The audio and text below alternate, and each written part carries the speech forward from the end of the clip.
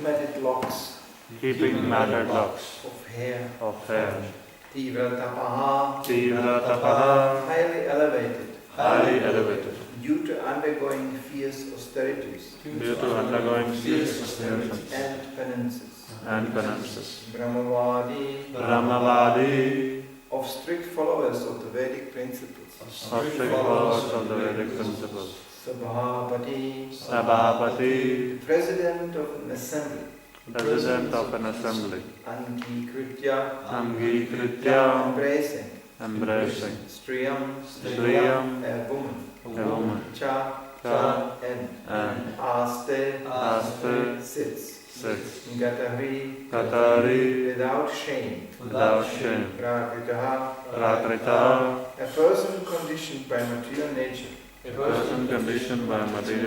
Yata, just as. Translation. Lord Shiva, whose hair is matted on his head, has certainly undergone great austerities and penances. Indeed, he is the president in the assembly of strict followers of Vedic principles.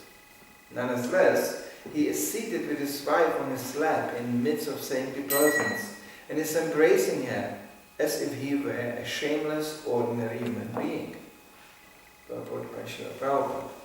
Chitraketu appreciated the exalted position of Lord Shiva, and therefore he remarked that how wonderful it was that Lord Shiva was acting like an ordinary human being.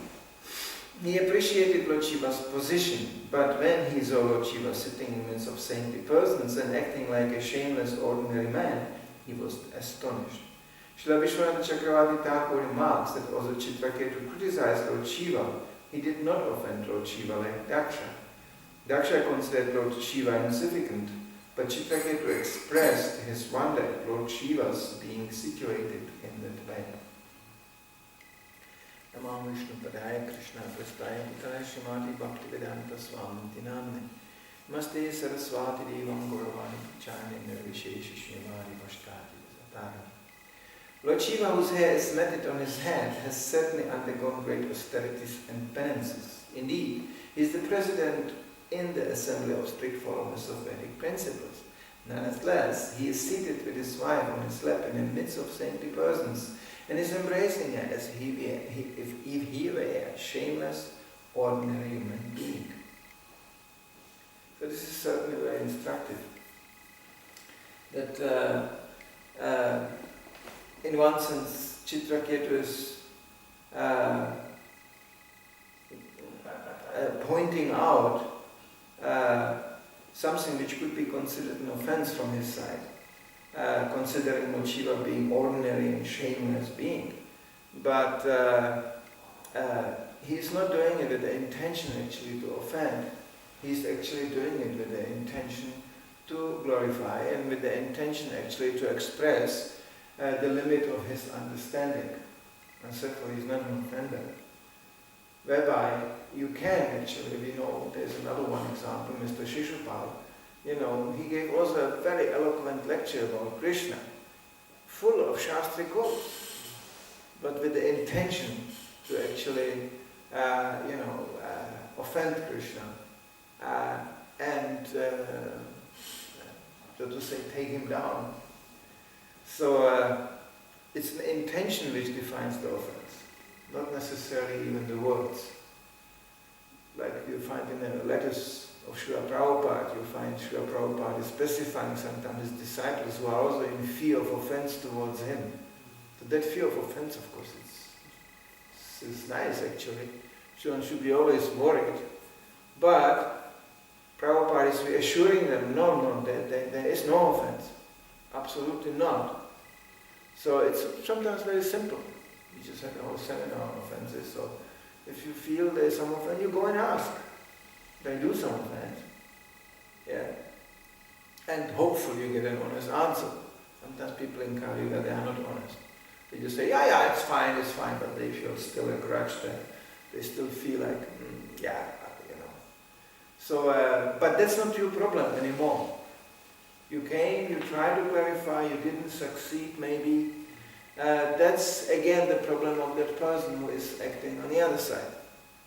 So it is actually important, not maybe even the eloquent sound of the speech, but the position of the person he is in. You know, like one person can address another person, let's say in some kind of friendly, familiar way. It sounds to some outsiders like someone of friends. But because they are kind of equally situated, therefore we have this science, there's the rules, which hopefully everybody learns fast. And actually we're all learning daily our lessons to instruct those who are inferior, to be simply friends with those who are on equal level, and to hear from those who are superior. Well, that takes a little intelligence. Therefore, this deadly Mayavada thing, declaring everybody one and the same, is automatically bringing about offenses. Automatically. If we are one and the same, you are doomed to make offenses to the superiors. Therefore, it's such a poisonous thing. Immediately puts up, the living entity in an offending position. Because it's completely artificially fabricated. There is always somebody superior, there is always somebody on the same level, and there is always somebody below. So Krishna is establishing as a social principle. That's how you socialize. In a Vedic culture, that's how you socialize. Now, how does one realize somebody is superior? It's simply the exhibition of the level of material desires. Like in presence of Lord Shiva. Well, we have to point out that he was not sitting with a girlfriend on a Vyasa. He was actually sitting with his wife. That's from today's point of view, it's quite, achievement. Now, I could get again immediately controversial. This was reproduced in ISKCON. Lectures were given by Guru sitting on a Vyasa with his wife. Well, didn't last for long. But still, from today's point of view, we can say, well, at least he's sitting there with his wife, not with his girlfriend. That's quite an achievement in Kali Yuga. That's, in Kali Yuga, you could have, as Prabhupada points to one letter to his godbrother, he said, you got the wrong information. In my movement, there is only Swamis. There is no Swaminis. Where you got that from? Because he said, but I have to inform you that in America there are actually Indian Swamis who have Swaminis. So Prabhupada is immediately clarifying, simultaneously making clear that there is no sannyas for women. So, this is Kali Yuga, Swamini and Swami. There's a certain Sriman Bhagavan Osho. He was giving sannyas right away at the point of initiation. Husband and wife, both sannyas, immediately. And how do you prove your sannyas? We have sex. I mean, amazing man. That was the peak of the lowest of the lowest. No wonder that actually his most closest disciples and followers all died on AIDS. And before he left this world, he made issue another order, no more sex. Well, it was too late. And then the whole movement vanished. No more sex, finished. So, this was a really Kali Yuga man. Perfectly empowered. And he had many followers. We had in Germany for a while, the whole Sannithis was full of the sannyasis. The whole Sannithis full of sannyasis. And those people were actually so stupid. It was nothing to speak about. They bought our books, they took prasada. We told them straight out, this is not sannyas, you got fooled. And they didn't even oppose much. They were so, really, you think so? It was all based on personal cult. So you can fool people so easily in Kali Yuga. So we are not going to run into the danger. The real thing is the level of attachment and detachment. That defines the hierarchy. Like Lord Shiva is exhibiting seemingly some level of attachment. No, he is detached. And that makes him eligible to sit on a Vyasasana. With wife, without wife. Because he is detached. Somebody else may look very austere, very, very austere, but he is very attached, at least to name, fame and glory, at least something. You know, if you couldn't make it by impress people by your opulences, you can try to impress people by your poverty. You know, I am so austere. Austere what? Well, I renounced everything. What did you renounce? You didn't have anything. There's nothing to renounce.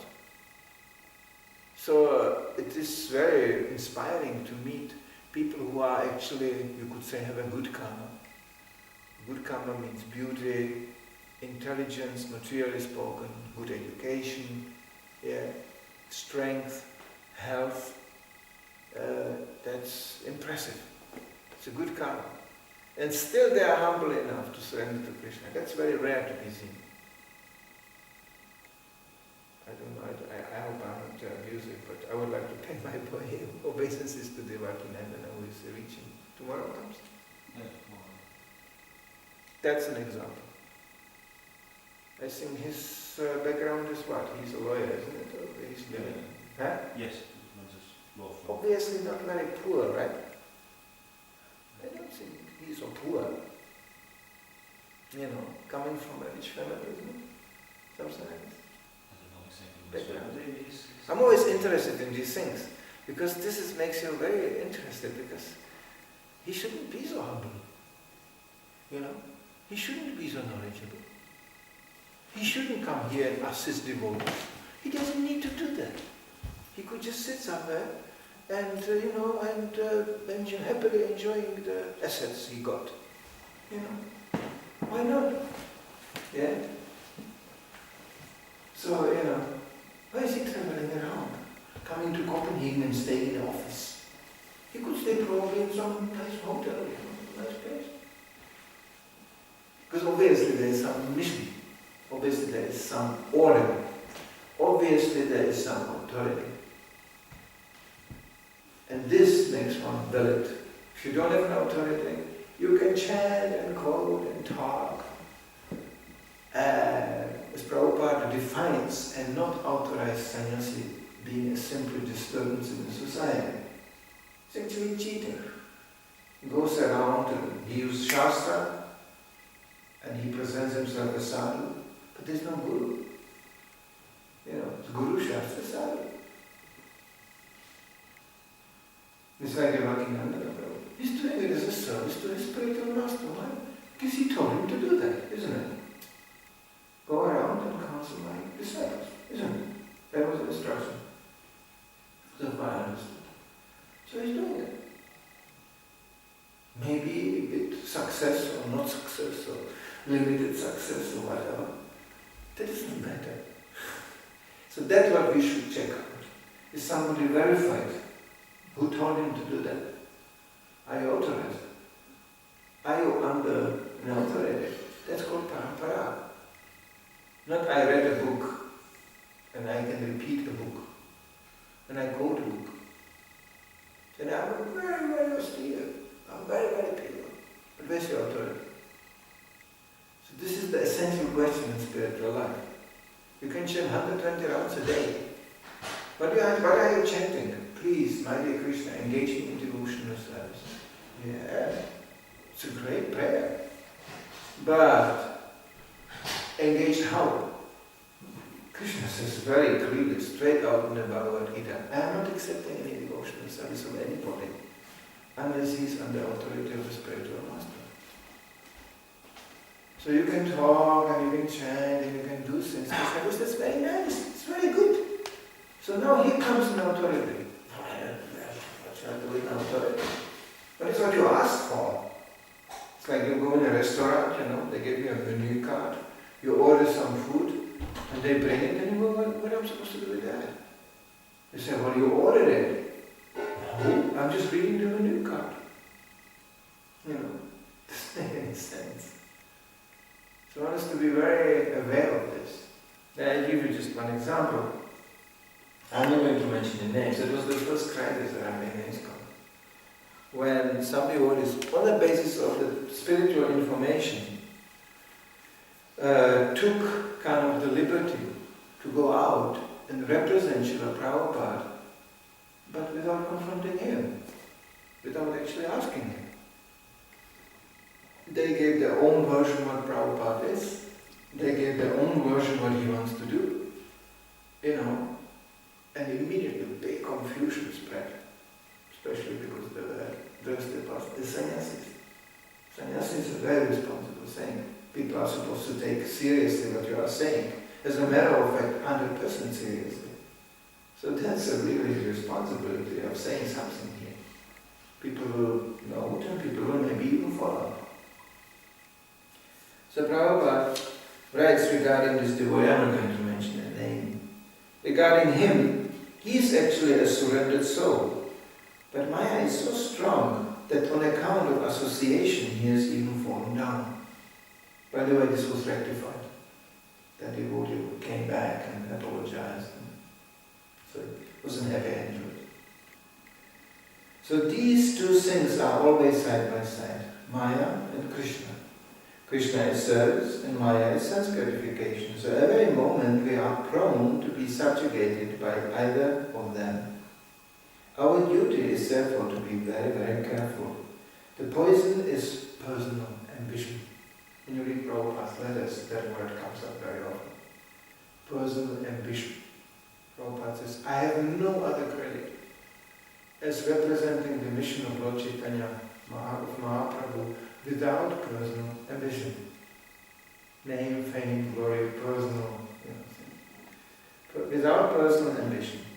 So everyone has the chance. Therefore, one should not be complacent. Doubts may come about, but one should be firmly fixed up that there cannot be any doubt on spiritual master and Krishna. In other words, this is actually inspiring to read Prabhupada's letters. I'm not saying now everybody should do that, but because you see how devotees in a time of distress took shelter in him. One devotee writes, I have so many problems, it's hopeless. Prabhupada said, what are you talking? With one kick of my left foot, I can remove your problems. Oh, really? Nice information, It's very inspiring. One Mataji writes, Prabhupada, I'm sick all the time, I'm falling down. Prabhupada said, what has this to do with falling down? You are just sick. That's all. Oh, thank you very much for the information. When you are sick, you get confused, you are feverish, your mind is not functioning properly, you may get some doubt. No, Prabhupada said, this is just sickness. That's what it is. You go through this, don't worry. Because these devotees had one qualification. In times of need, they need to turn to Prabhupada. And this is the principle which is keeping us alive. It's not the merit of our education. It's not the merit of our austerities. It's not the quality of our chanting. It's the acceptance of spiritual master. And Prabhupada, without him, there would be no movement. We wouldn't even sit here. We wouldn't have an idea even to look at the details. What should we do with that? We didn't, we don't have the cultural background. Maybe in India they have a cultural background. We don't have this in the West. We came out of nowhere. Of course, Prabhupada said, you must have had some spiritual background, otherwise you wouldn't be able to embrace Krishna consciousness wholeheartedly. But what did we do? What did we know? Nothing. Didn't know how to dress, we didn't know how to eat, we didn't even know how to pass through. Nothing. It's like infant. So this is what we are made from. We are made from Srila Prabhupada's instructions. So one should cherish that and value that and be very careful. And the principle is still there. We are not even going to discuss the quality of spiritual master. It's not needed. The principle you follow. Now somebody say, how can you follow? Yes, there are instances where we should not follow. And the spiritual master abandoned his spiritual master. That makes him disconnected. When he became a demon, atheist and Mayavadi. There's no mentioning about sense gratification, actually, much. Because that can happen. After all, there's three kinds of spiritual masters. Uttama, Madhyama, and even Kanishta. So in the Kanishta stage, Madhyam stage, there might be some trouble. Even with the spiritual master. Still the principle prevails. You know, one of my Gopalas gave a wonderful analysis. He said, don't we know from the history of ISKCON? There are devotees who are prevailing and even obviously making advancement despite the fact that their spiritual master got in trouble. And there are devotees falling down in the presence of a spiritual master in good standing. So what is actually where is the power coming from? What is actually sustaining a disciple? Now his conclusion was that that's Srila Prabhupada and his original movement. You are connected, it's like in a school, you are connected. Sometimes the teacher may go sick or become a little bit, maybe, a little bit, well, the teaching goes on. The school has this curriculum, the books are here, there are the teachers, there is a director, the school goes on. Even one teacher went mad. What can you do? We are not going to close down the school because of that. Neither any student should leave. That's called parampara understanding. Prabhupada very, very, very strongly established it and pushed us to understand that. He even said, you don't have to believe me, you must believe the Veda. Prabhupada never put himself in the center. He saw himself simply as a teacher in a school, going even that far that actually he had, saw us as being sent by Bhaktisiddhanta Maharaj. And he was just taking care of us. This humility, he's actually already in the early stages guiding his disciples. It's just overwhelming. This initiation letters, when you read this, he writes more or less like, I feel privileged to accept you as my disciple and assist you to the best of my abilities. It's almost like a train conductor, Comes in a compartment and goes, may I see your ticket? And, and then now you are verified resident of the train. I wish you good voyage, and, you may arrive healthy at the final destination. That's how a spiritual master actually thinks. If he thinks, I am the train, I am powering the train, I am the train. Without me, you cannot get on a train and you cannot get off the train. Then actually Prabhupada, said then he's actually dog. He becomes disconnected. If he considers himself to be the cause of all causes, it's not the fact. And it's just an assistant. Shiksha, Diksha, it's all assistant. Because Diksha is ultimately assistant to the degree that you must follow. Shiksha, you can follow, but you don't have to, but Diksha you must. Otherwise there's no need of an initiation. And Prabhupada is warning, I can read you letters one after another. 1970-71, Prabhupada already says, we have to be very careful about this initiation business. There's too many unqualified people coming in. There's too many deranged people coming in. This is not going to be a movement of lunatics. This is standards. It's a serious thing. The same thing he expected from those he assisted to get married, which was a really great mercy on his part. He said, it's not a joke. Because, 1970 in the beginning, he goes, great, everybody gets married and we preach together, husband and wife preaching. There was a concept, he said, this is my preaching formula for the West. Well, beginning 1971, he is already very, very disappointed. He goes, they promised, they got married. They're divorcing all the time, just changing wives, and what are they doing? Prabhupada said, this is extremely disgusting.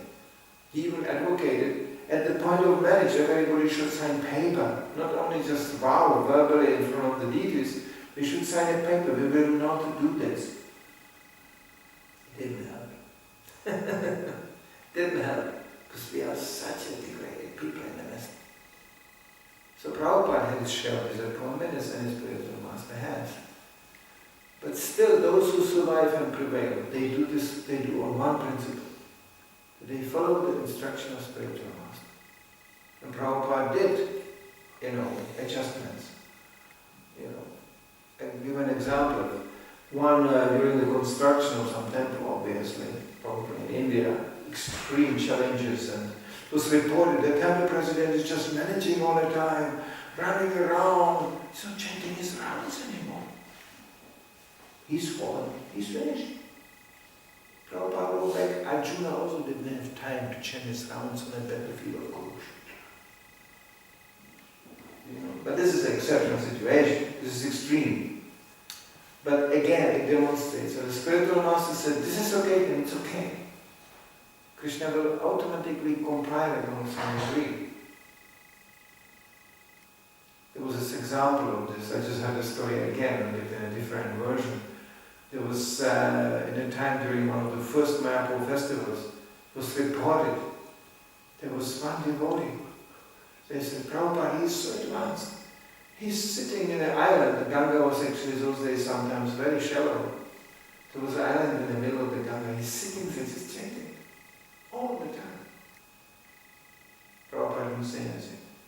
Next they said, he is so advanced, he's fasting, he's not eating anything anymore. Prabhupada didn't say anything. Then they said, Prabhupada, he's so advanced, he doesn't speak to anybody more. He's just chanting. Then Prabhupada turned around, looked very firm, and he said, he is not following the instruction of spiritual master. Boom. Everybody back away. So we are not the ones who are actually designing our path back to God. That path is already designed. We are not advocating blind followership. Therefore Prabhupada encouraged an exchange of questions and answers. And that path can be also, according to time and circumstances, adjusted.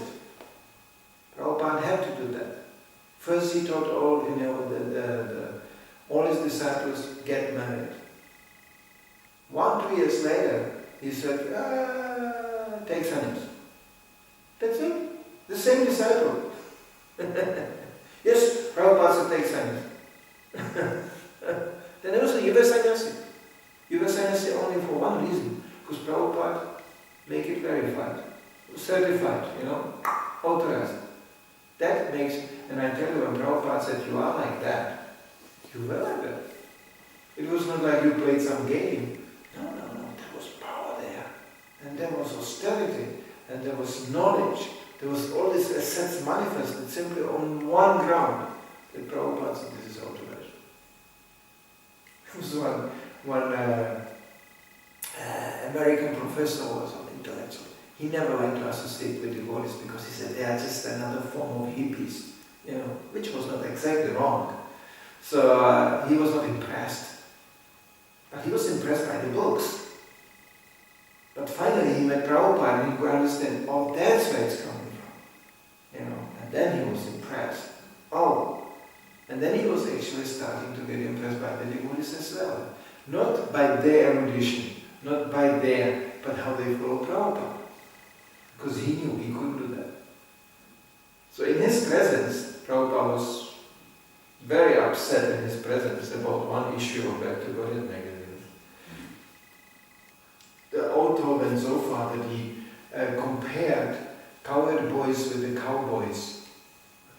He wrote an article that the cowboys were also raising cattle like actually the cowherd boys did. Prabhupada got so upset. He said, cowboys, cattle, they were butchering the cows, not taking care of them. So he was immediately demanding the change of editor.